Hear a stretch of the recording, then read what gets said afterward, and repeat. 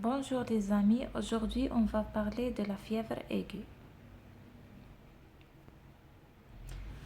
Les points importants dans ce cours sont, premièrement, il faut authentifier la fièvre, c'est-à-dire il faut objectiver la fièvre.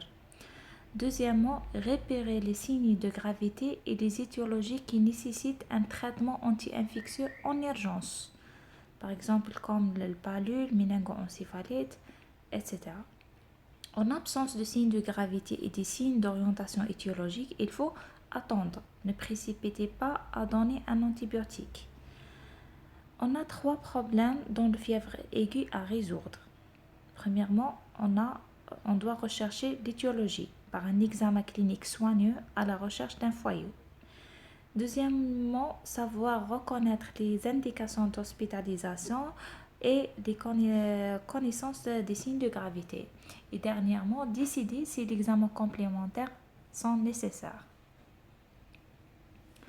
La définition de la fièvre. La fièvre, c'est hausse de la température centrale au-dessus des variations normales circadiennes. La définition n'est pas consensuelle. La température centrale considérée comme normale est si elle est inférieure ou égale à 37,5 le matin et inférieure ou égale à 37,8 le soir. Il existe en effet des variations physiologiques en lien avec soit l'âge, le sexe, le rythme nictiméral et l'activité physique. La fièvre désigne classiquement une température corporelle supérieure à 38 le matin et 38,3 le soir. Le terme fibricule désigne habituellement une température entre 37,5 et 38. Alors, les conditions de prise de la température, idéalement à distance de repas et après 20 minutes de repos. La prise rectale n'est plus utilisée parce qu'il y a risque d'ulcération par le thermomètre. Les voies périphériques sont des voies axiales ou bien buccales, sont habituellement utilisées, mais la température mesurée doit être majorée de 0,5 degrés pour obtenir la température centrale. La voie tympanique aussi, c'est une voie de prise de température centrale comme rectale, mais peut être mise en défaut en cas d'obstruction de conduit auditif externe par le bouchon du surman. Alors la fièvre, il s'agit d'un symptôme, ce n'est pas une maladie. Donc différentes étiologies sont possibles, infectieuses, voire maladie inflammatoire, thrombose ou bien néoplasique. La fièvre aiguë, on désigne ainsi la fièvre de moins de 5 jours. Les étiologies sont le plus souvent infectieuses. Mais la fièvre prolongée, c'est une fièvre qui évolue depuis plus de 20 jours. Les infections présentent moins de 50% des étiologies. Maintenant, on passe à la physiopathologie. La fièvre est liée à un dérèglement de centre thermorégulateur hypothalamique, ce qu'on appelle le thermostat, qui s'équilibre à un niveau plus élevé que la normale. Ce dérèglement est induit par des substances pyogènes. Donc, les substances pyogènes, soit exogènes, comme l'endotoxine, les liposaccharides sécrétés par les BGN, ou bien les exotoxines sécrétées par les bacilles gram-positifs, soit sont des substances pyogènes endogènes, telles que les interleukines et les cytokines. Donc, certaines infections ne donnent pas de la fièvre, comme les toxi-infections à choléra, tétanos, le botulisme, et aussi les infections chroniques comme l'ostite, sinusite. On peut même rencontrer une hypothermie lors d'une bactériémie à BGN. Dans le cas de fièvre d'origine infectieuse, aucune relation n'a été établie entre l'importance de la fièvre et la gravité de l'infection en cause.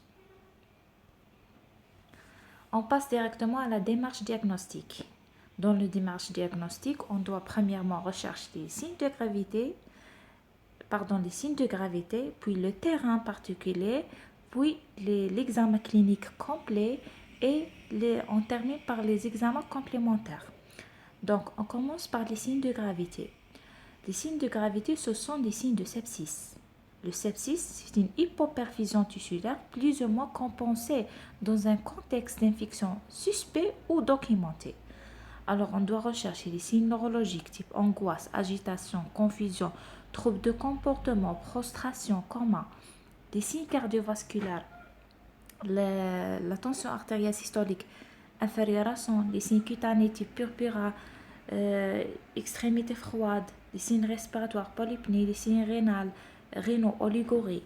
Alors, un score d'évaluation rapide permet de repérer rapidement les patients sceptiques qui ont un mauvais pronostic et nécessitent un transfert en soins intensifs. C'est le Quick SOFA. Ce score, un patient sceptique et à risque d'évolution péjorative, c'est en moins 2 signes parmi les 3. Alors le Quick SOFA est composé de 3 signes, sont la pression artérielle systolique inférieure ou égale à 10, la fréquence respiratoire supérieure à 22 et le score de Glasgow inférieur à 15. Deux, permettre de évaluer le patient qui nécessite un transfert vers la réanimation. Donc le quick SOFA, c'est un score de pronostic. Deuxièmement, le quick SOFA doit être complété par la suite par le score de SOFA qui nécessite beaucoup plus des examens complémentaires.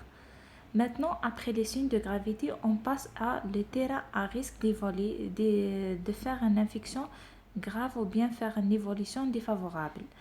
La femme enceinte. Pourquoi la femme enceinte? Parce qu'il y a un risque de souffrance, voire un mort fatal, des fausses couches spontanées ou bien d'accouchement prématuré.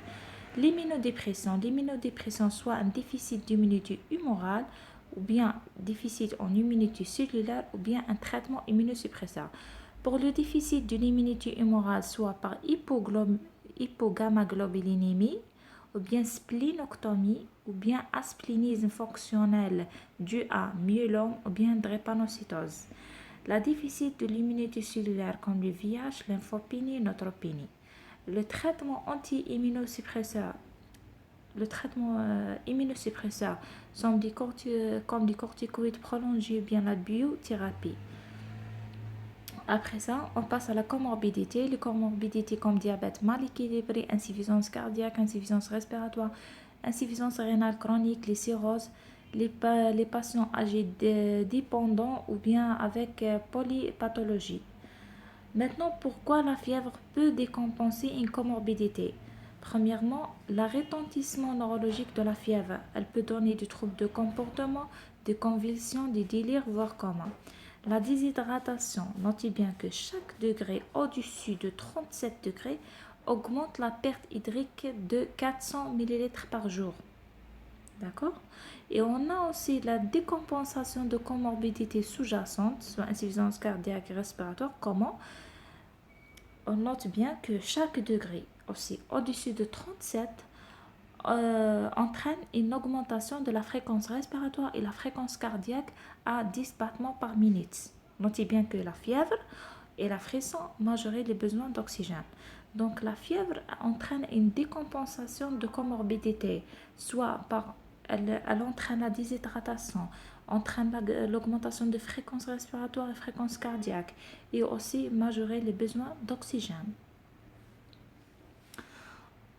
Donc, on passe à l'examen clinique. L'examen clinique, donc la recherche étiologique nécessite un interrogatoire rigoureux et un examen physique complet. C'est l'origine de la fièvre n'apparaît pas être de manière évidente. On commence par l'anamnèse. On recherche la notion de voyage récent si on a suspect palu, notion de contage tuberculeux, bien autre contage, l'état vaccinal, profession d'exposition aux animaux, par exemple fièvre Q, brucellose, etc. Les eaux usées, la fièvre typhoïde, par exemple. Les loisirs, baignade ou l'eau douce, si on a suspect leptospirose, exposition antique, maladie de Lyme, matériel prothétique valvulaire, l'endocardite, les cathéters vasculaires sont, si on a suspect, les infections liées aux soins, par exemple, le contexte post-opératoire, les soins dentaires, les procédures, par exemple, invasives, urologiques, pose de matériel étranger, etc. Le traitement médicament en cours, il a refait sur la fièvre, les antibiotiques, les anti-inflammatoires, les prises toxiques, toxicomanie, bien prise à risque sexuel, le VIH aussi entraîne une fièvre. On passe à l'examen physique. On doit commencer par authentifier la fièvre en la mesurant dans des conditions adéquates, quand on a déjà cette. On passe à l'examen appareil par appareil. L'examen neurologique, par exemple, on recherche le syndrome méningé par les céphalées, ou bien on recherche les signes de focalisation. Examen ophtalmique, on cherche de conjonctivite, purpura conjonctivale, un nectar, oral, rhinorrhée, angine, douleur à la pression du sinus maxillaire ou bien frontal, la recherche d'une sinusite, examen du tympan. Pulmonaire, des signes fonctionnels, la toux, dyspnée, expectoration complétée par l'examen auscultation, percussion et palpation. Examen cardiaque à la recherche d'un souffle ou bien frottement. Examen abdominal, recherche d'une diarrhée, les toxi-infections, les signes de Murphy, par exemple la suspicion de angiocolite, les défenses, contractures, splénomégalie, hépatomégalie, les signes urinaires aussi, par exemple les signes fonctionnels, brûlure mixonnelle, douleur à la percussion de Foss-Lambert, signe de Giordano, douleur prostatique, au toucher rectal. Et on termine par la bandelette urinaire. N'oubliez pas la bandelette urinaire, c'est fait partie de l'examen clinique. On passe à l'examen génital chez la femme, la recherche de locorie et douleur à la mobilisation des annexes. La peau, à la recherche d'une éruption, les résipales, les escarres d'inoculation, si on a suspect l'FBM par exemple, plus d'allure infectée, les cicatrices.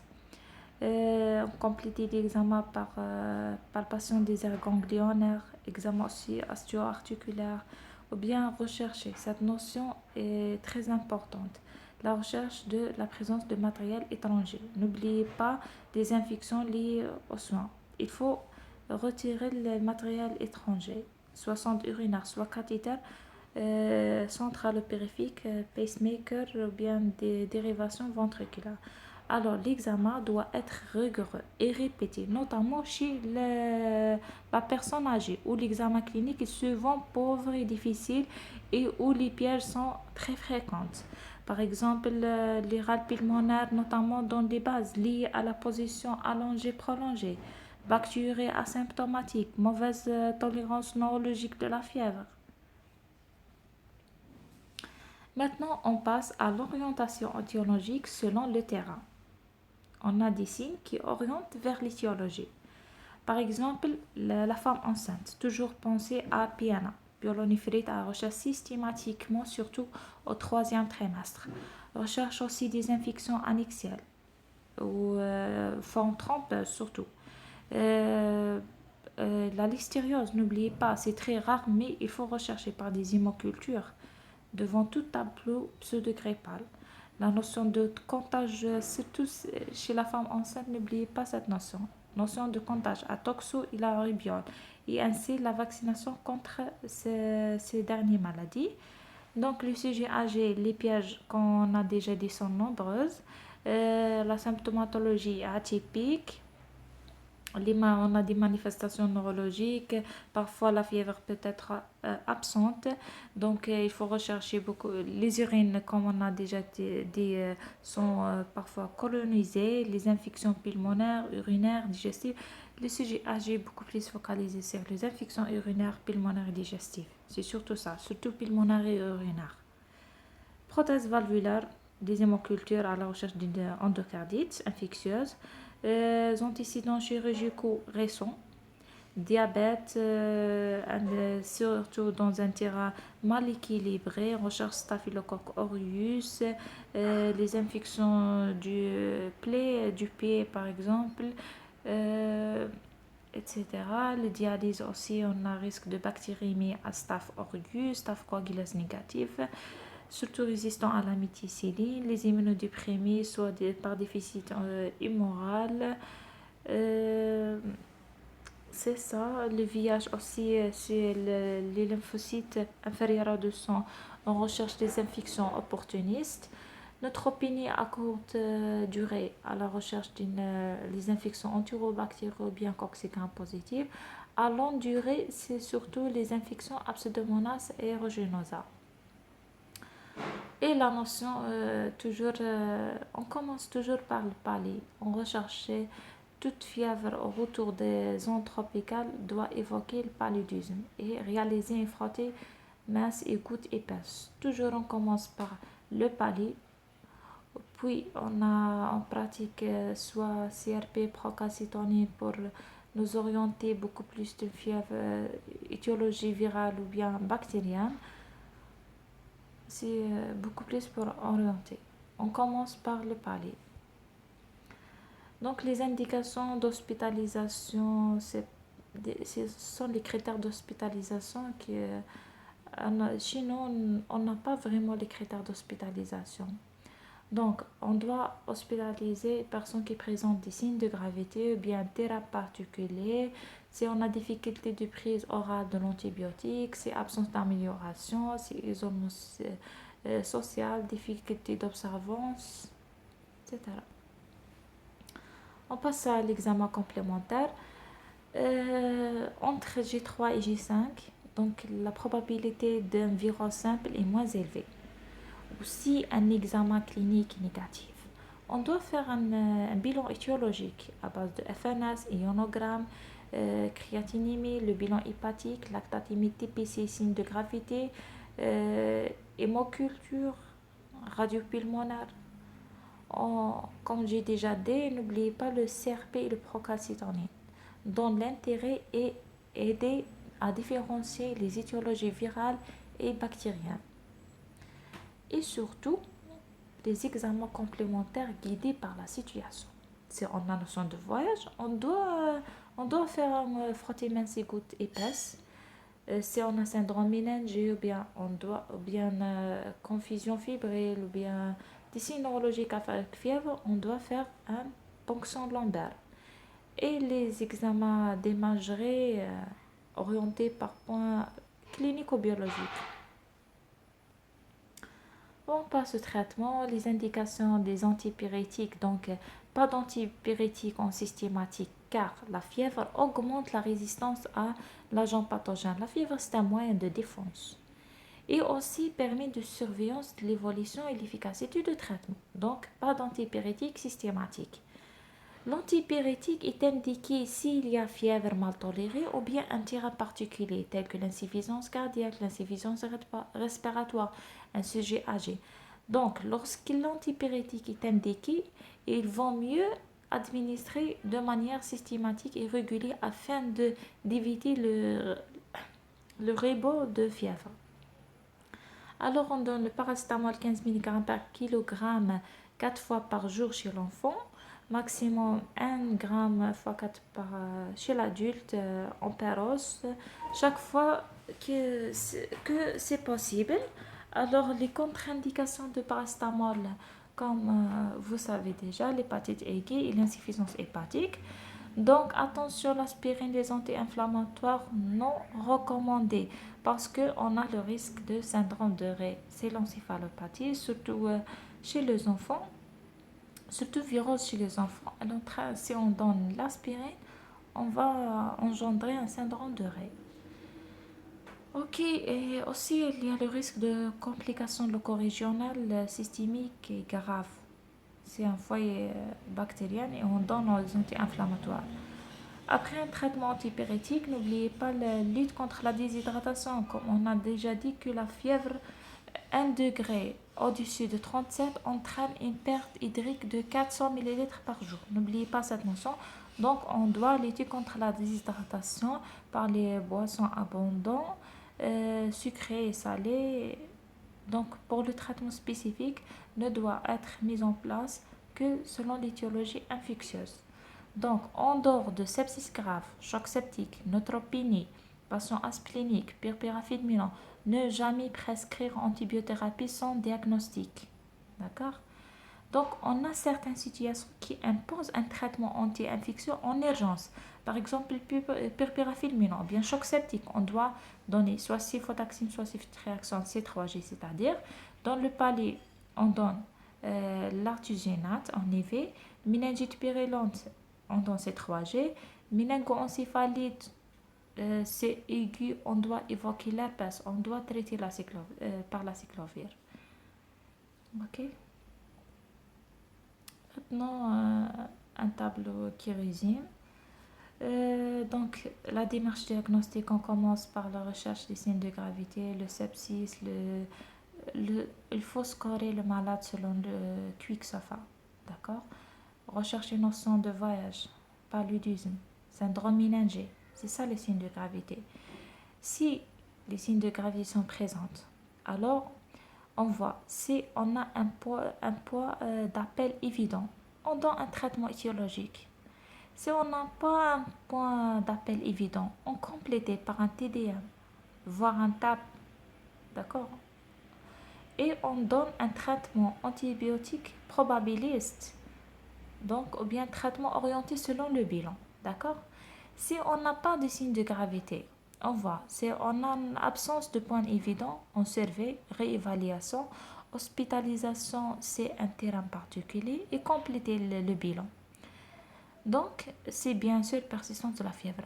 Si on n'a pas d'un point d'appel évident, si on a un point d'appel évident, on voit soit viral, soit bactérien. Donc, on donne traitement symptomatique le plus souvent, si on n'a pas de signe de gravité, bien sûr. Et merci.